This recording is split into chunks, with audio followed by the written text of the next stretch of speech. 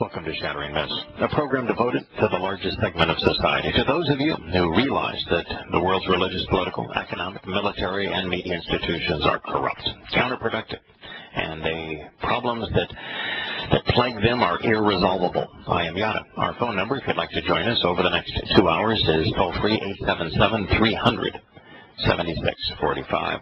You know, Scott, we mocked the situation in Waco, which is wacko, throughout the program in the first hour yesterday.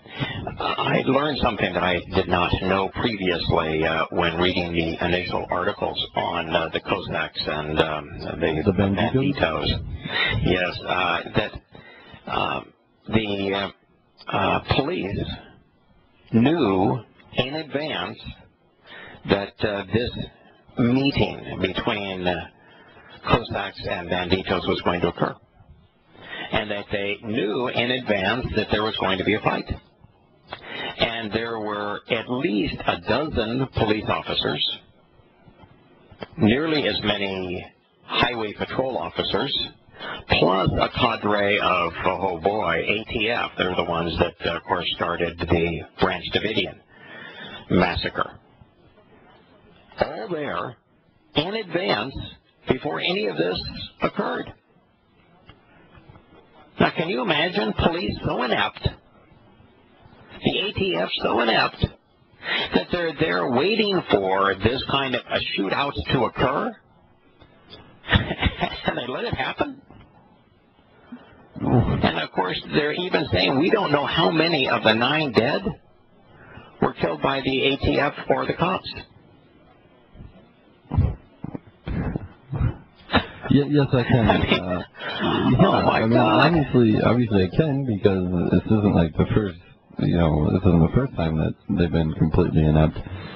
So yeah, I mean, inept is one thing. How about counterproductive? Well, if you know what's going to happen, why wouldn't you? I don't know. Why would you even let it happen? I mean, if you knew it was going to happen, why would you let it escalate to this? Yeah. ATF, they're still repulsive. I know story after story in Virginia about the ADC and ATF types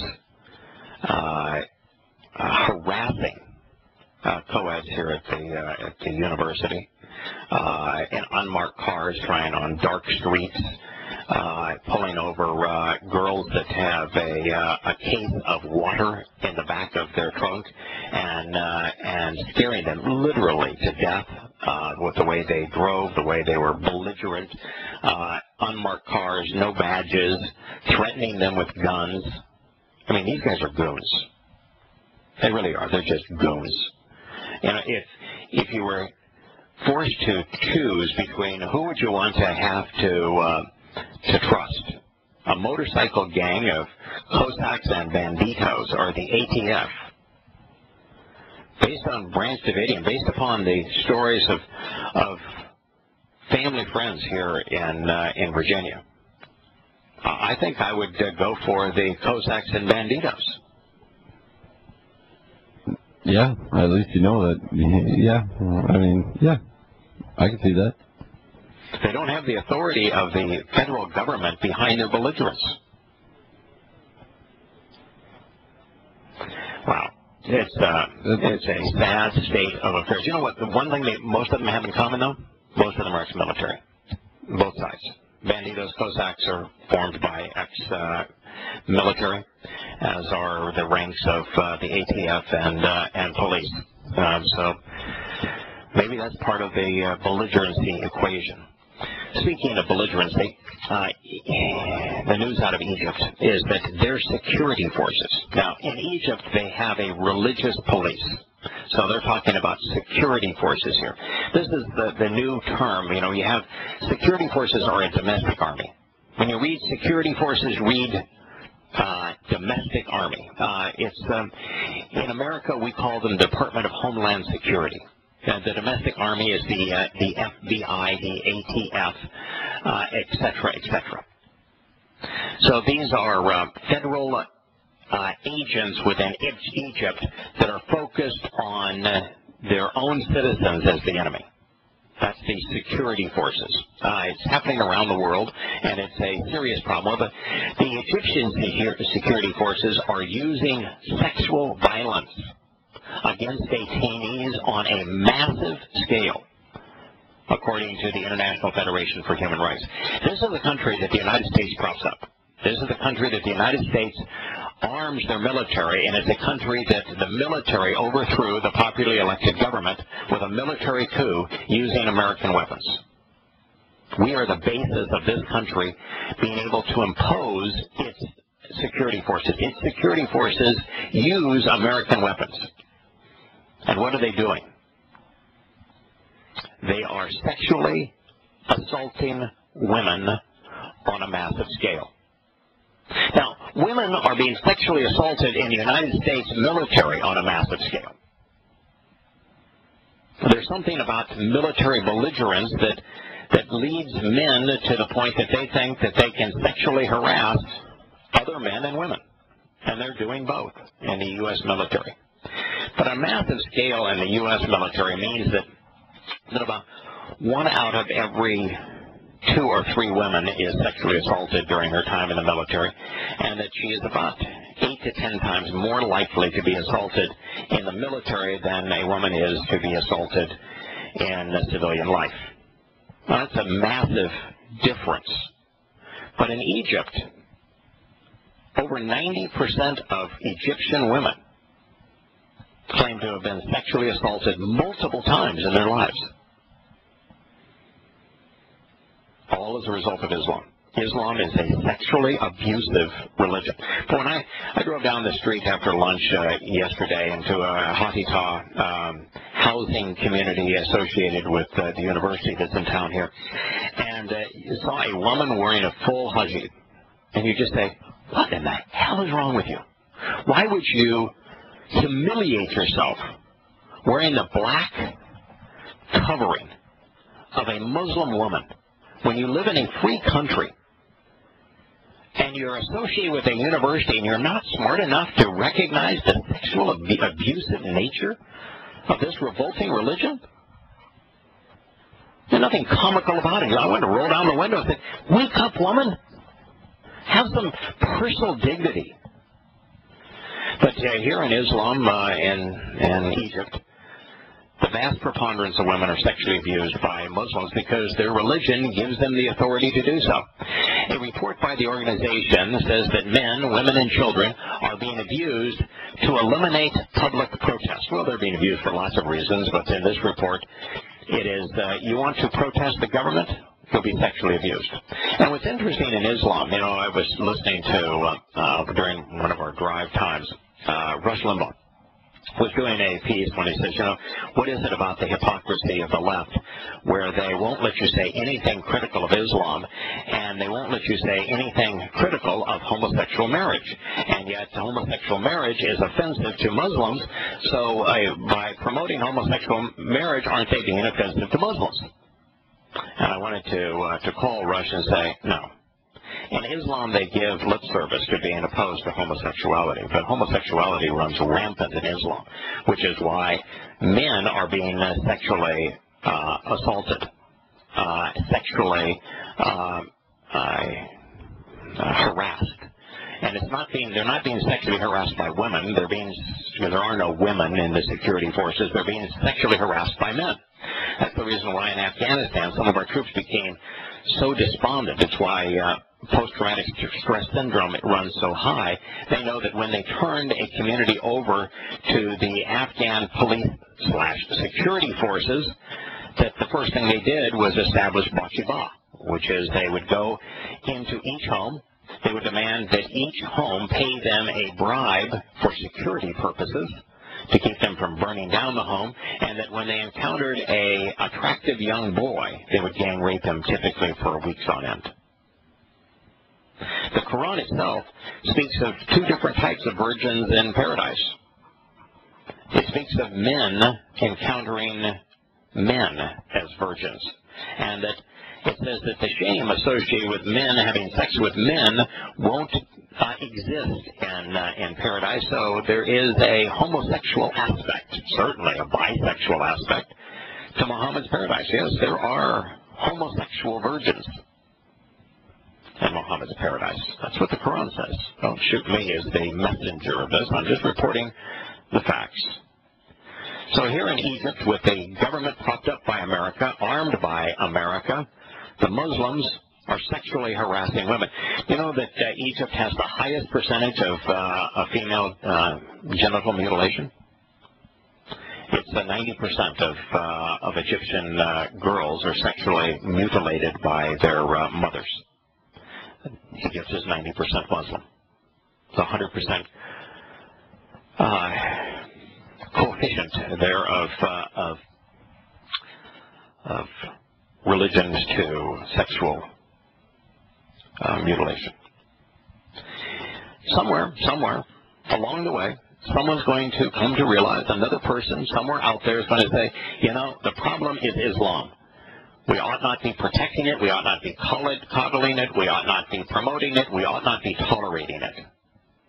That Islam, because it is so abusive to women, because it is so sexually perverted, because Muhammad was a pedophile and a rapist and a sexual predator, because the Quran justifies his repulsive behavior, that Islam cannot be tolerated. It is illegal. It's criminal. It's immoral. And that when you tolerate something, when you promote something, when you accept something that is criminal and immoral, you're being criminal and immoral. You are aiding and abetting a crime against women when you're being supportive of Islam. That is Islam's nature. Does that mean that all Muslims are sexual predators? No, it's just all good ones.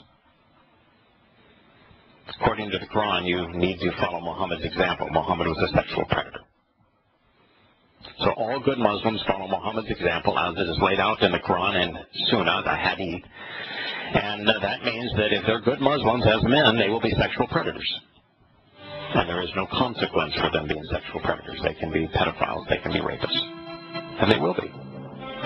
You ought not tolerate something that repulsive in your presence. You ought not be ignorant of it. You ought not be accepting of it. The only moral choice is to be opposed to it, to recognize that we have to disassociate from it, to expose it, and to condemn it. The article continues to say, many are subject to virginity tests. Can you imagine? In Europe, in the United States, in Asia, forcing a woman to undergo a virginity test so that they can determine whether or not the woman should be incarcerated, she should be whipped. If she fails the virginity test, which could be for a number of reasons having nothing to do with her prior sexual indulgences, she's beaten. She's jailed. And imagine that. Imagine a country that warped. Imagine America saying, that's okay that they do that. No. I'm going to put my fingers in my ears. I don't want to hear that. I don't have to process it. Because political correctness tells me that I need to coexist. I need to respect them. I need to understand them. And everything will be just fine. So I want to understand why they subject little girls to virginity tests.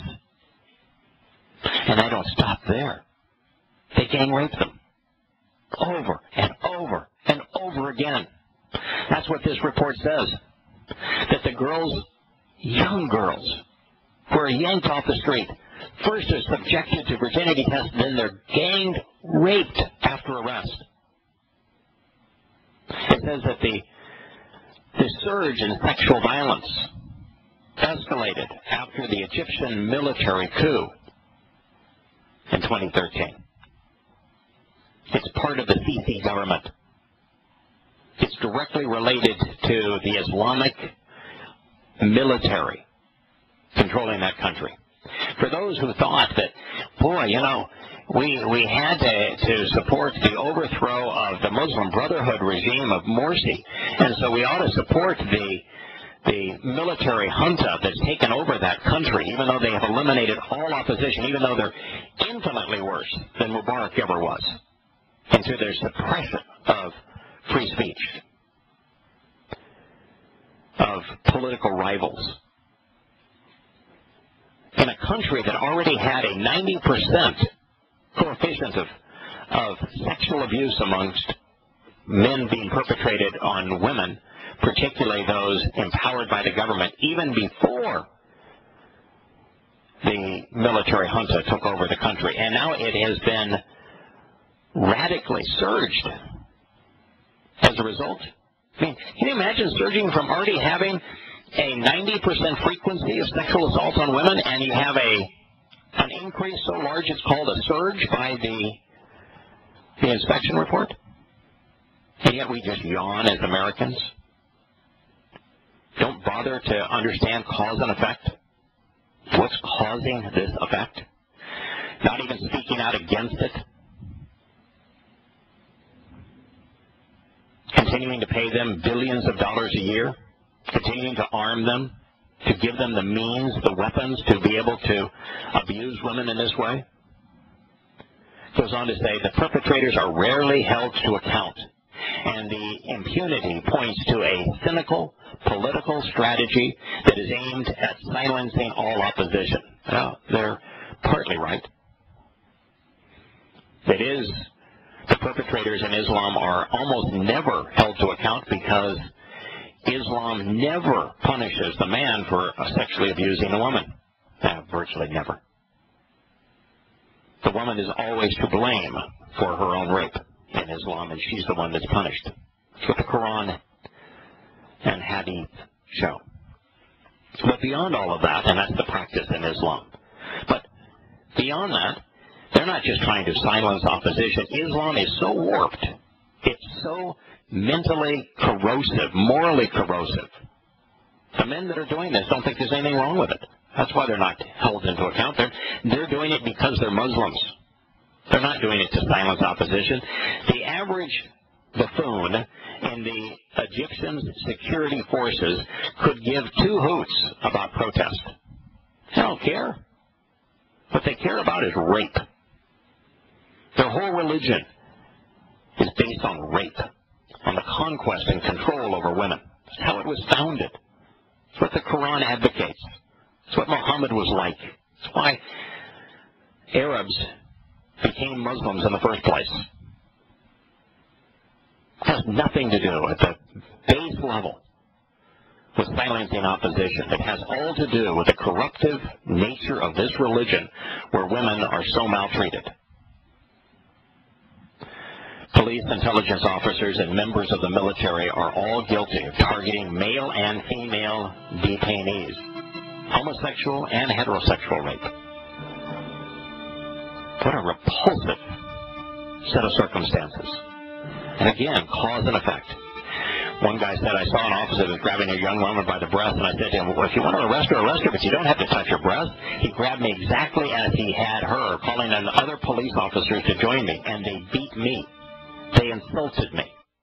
Imagine that. Somebody tried to hold a Muslim security force operative accountable for sexually assaulting a young girl in public.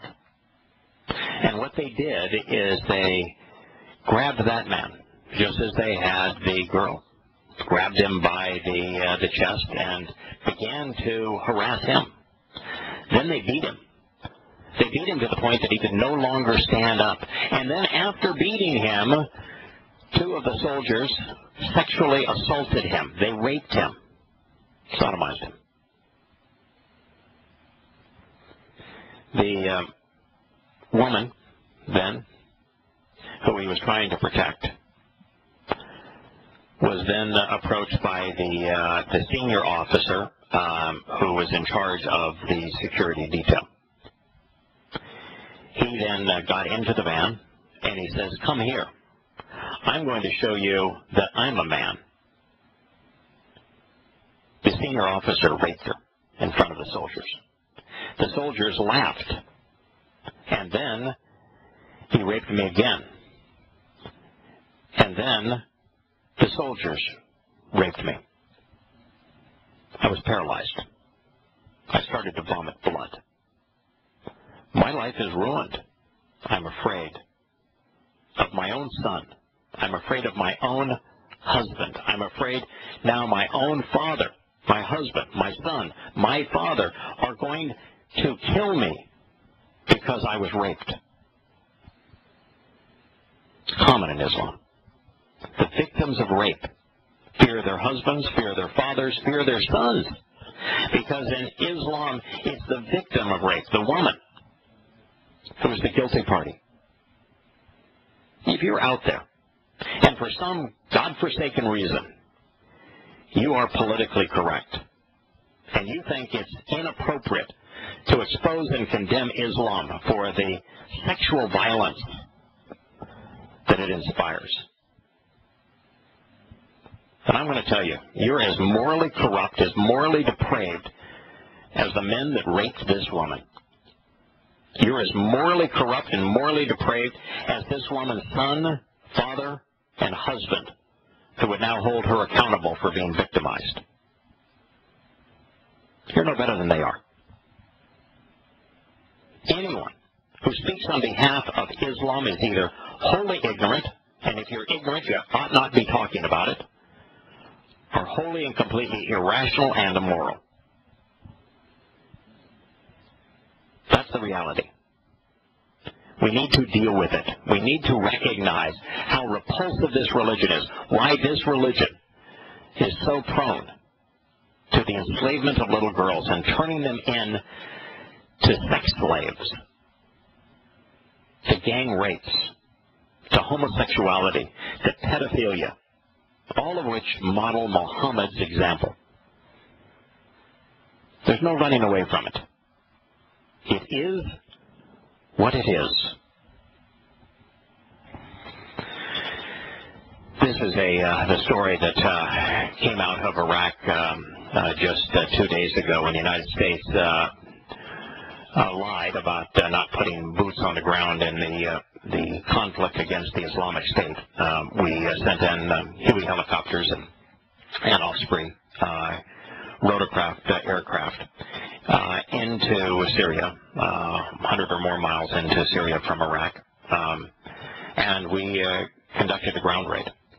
The soldiers rescued, they said, a woman, an Iraqi from the minority Yazidi sect, who was being held by the couple as a sex slave, according to the White House. And of course, they not only killed the man that, when the report came out, they said was the number 2 in charge of the military, the militias for the Islamic State, and subsequently said, well, you know, he was sort of high up. And they kidnapped his wife. Hello, Glenn. I'm glad that you called. How are you today? Yes. Okay, thanks. As much as I am a man of many words, you know, and you know, I think there comes a time when it's good to use one's words, but there comes a time when words don't have to cut it. I mean, existential threats are just too great, and I have, you know, and so my God is the God of Abraham, Isaac, Jacob, Joseph, of Joshua, you know, Yosha, of Samson, of Dode. Those men knew how to wield a sword at the appropriate time. Yes, and there comes a time when, if you are not willing to oppose an utterly conscienceless, sociopathic, you know, barbarian, then you're missing something. And I will tell you, if I were ever in the streets of America, and I were carrying concealed, and I saw anyone attempting to perpetrate this sort of thing, I would involve myself, and I would attempt to stop it with lethal force if necessary, with less than lethal force if possible. Yeah. Okay. Let's recognize that, and if we were in the situation, I'm not in Egypt. I've been to Egypt. I'm never going back. But let's put ourselves in America, where we have chosen to tolerate Islam, and you find yourself in a mosque, and a woman is being abused this way, because let's face it, these are not just barbarians; they're Muslims. This isn't an isolated circumstance. It is prevalent in the religion. It is the basis of the religion. So what we're dealing with is Islam here. You were in a mosque and you were armed, and a Muslim woman was being abused in this way. Are you telling me that you would shoot to kill the perpetrator when all of those around the perp and the victim would be doing the same thing? They'd be laughing and wanting their turn to play along? I consider that a bait and switch. What changes, like if I saw an isolated incident where I wouldn't actually remember. Now, you said something about, policemen and military soldiers. No, let's make the connection. Yeah, no, let's make the connection. Those policemen weren't doing this because they were security force operators. They were doing it because they were Muslims. But Muslims, I understand. But they were also, depends on the scenario and the numbers and the potential. Yeah, okay. No, I understand. Okay. Their ratio, how many you're up against and stuff. If there were 2 or 3, I have less trouble with it. When you're surrounded by dozens, obviously it's a much more life-threatening situation. But there might come a point at which one decides. There's a reason. My life. Yeah. There's a reason that I escalated the situation, because this is not lone wolf. This is not an isolated case. We're talking about the direct consequence of Islam. We're talking about Muslims following Muhammad's example, men feeling empowered to do this and not being held accountable for it, and women being victimized and then fearing for their life that their own sons, their husbands, and their fathers would kill them because they were raped. So the problem is pervasive. There's 1.5 billion Muslims on the planet. There's a lot of them. Right. So since we're not going to go off and kill them, the only thing that you can do is to expose them, condemn them, isolate them. All right, my turn. All right. Now, look, yes, on the large scale, I would make a loose and weak analogy to the movie V for Vendetta, in which the individual hero begins as a lone vigilante and is called a terrorist. He's he is, and in the end, the thinking about him changes, and people's minds and hearts are changed, and eventually the masses actually walk through, the military troops, and when the masses of the people are overcome. Now, I realize that's a somewhat weak analogy, and that's fiction. Yeah. However, and today in America, you couldn't do it. You could not do that. Right, and there have been multiple times in history when Islam has, formalized, has attempted to conquer Europe and was militarily stopped and turned back. Right. And that may become, and of course that's precisely what we see in the Valley of Haman Gog and Ezekiel 30 and 39. No, we don't see them militarily defeated. We see Yahweh intervening. No, it doesn't. I don't concur with you on that necessarily. It says they are killed. It is not specific to Yahweh. Because that's he says he did. Yeah. As it relates to Armageddon, they're melted in their skins. Their very skin melts off of them. Yeah, and that could be a neutron. That could be a neutron nuke. Okay, that could be a human-made. It says it's definitely divine intervention. It's in direct relationship to Yahweh's return. They're incinerated because they're of Yahweh's return. But anyway, battle and Armageddon is the same, because I do not.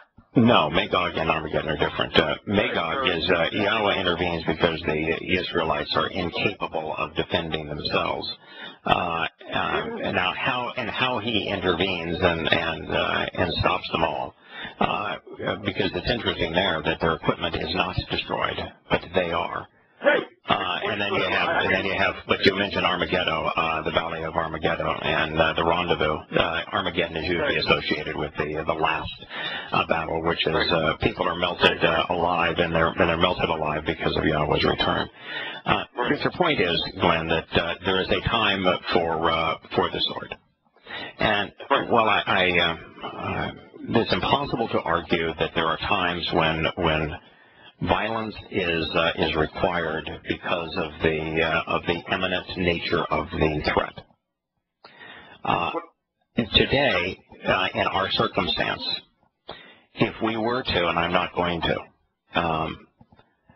encourage violence, and I've never done that. No, and I'm not going to start.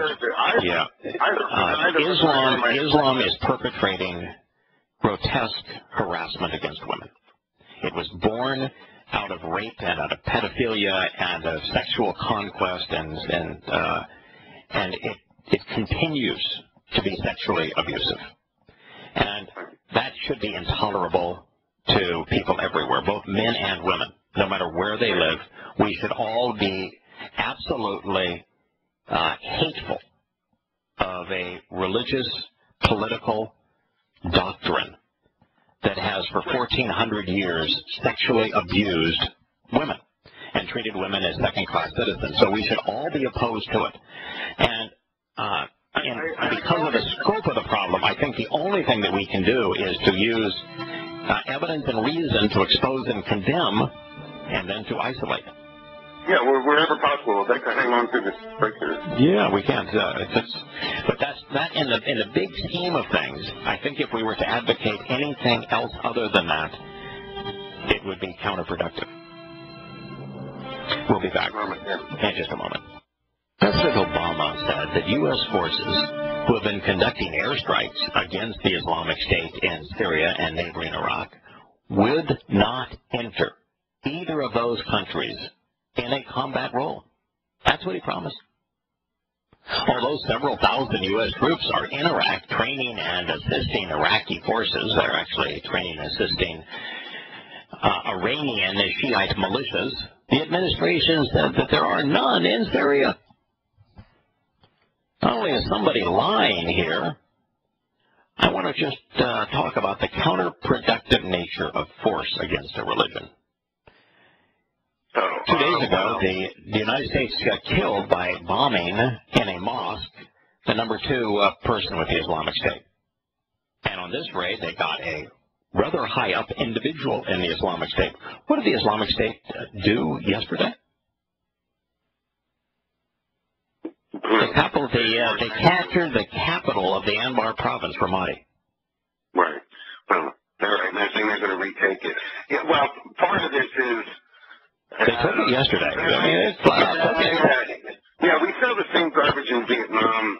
The military commanders often complained that they weren't permitted to win. That the poor power politicians and people who derive profit from war that will often prevent decisive victory. So it just seems like poorly. Well, much prevention that took place when we invaded Iraq and Afghanistan. There was a lot of destruction. I recall shock and awe. Oh, right. And we didn't win with shock and awe. We didn't win when we were, elbow to elbow with troops there. And now we're expecting to win with some military airstrikes and some insurgency operations. These types of conflicts, I discount them because they don't represent a society that's being invaded. Beating an entire society dedicated to beating back an invasion. So, but I want to put that on hold for just a second. I mean, because these half-baked dinglings, what they do with this stuff is just obviously ridiculous. But about you talked about people, about using words and trying to persuade people. I sometimes go into this sort of libertarian-oriented, almost anarchist type show. Where these people spend their time, defending people against parking tickets and railing against municipal ordinances. They love to swim in the kiddie pool of political ethics and stuff. Right. The kiddie pool. That's funny. Yeah. Oh yeah. They've got their water wings on and their rubber ducks. Okay. And they when I tried to bring up the issue of female genital mutilation. And that, by the way, is not the kiddie pool. Yeah. I tried to do that. Boy, they were in denial. They were resistant. They did not want to. Oh, no, because they have a buddy who's Muslim who has the website, and he says, oh, no, it's like, excuse me, the UN says there are over 100 million women affected by this. Trying to get them to take the numbers between 125 and 250 million, depending on whose research you acquiesce to, and that's not in history. That's right now at this very moment. Right. Right. So I figured I was at least safe with 100. But 140 is a good number. But but it just shows you the apathy. I mean, these are supposedly people with social conscience and who are aware of some of what's going on in the world, as opposed to the six-pack, watching TV. So the 100 to 200 million little girls that have been sexually mutilated because they had the misfortune of being born into an Islamic family, that's not real because they have a buddy that's a Muslim and he has a website. Boy, there's an intelligent response. They brought him on to deny, oh no, Islam is not bad, as if he's a nice guy, and he says it's not the case. And we can just go back to talking tickets because I'm bringing up something. Islam The fact that the African culture. Right. Yeah, the fact that Islamic groups are kidnapping and gang raping little girls is irrelevant. Parking tickets are relevant. The fact that 99.9% of the terrorist acts perpetrated in the world today are perpetrated by Muslims is irrelevant. But the kiddie pool of malfeasance, that's what we got to dive into. I'll tell you what's much more likely is a reaction in the opposite direction.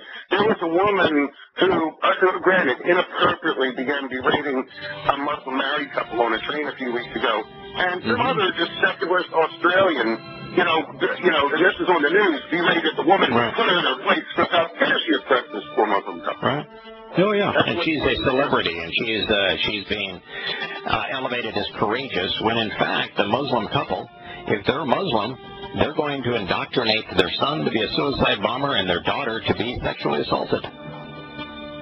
That's not good.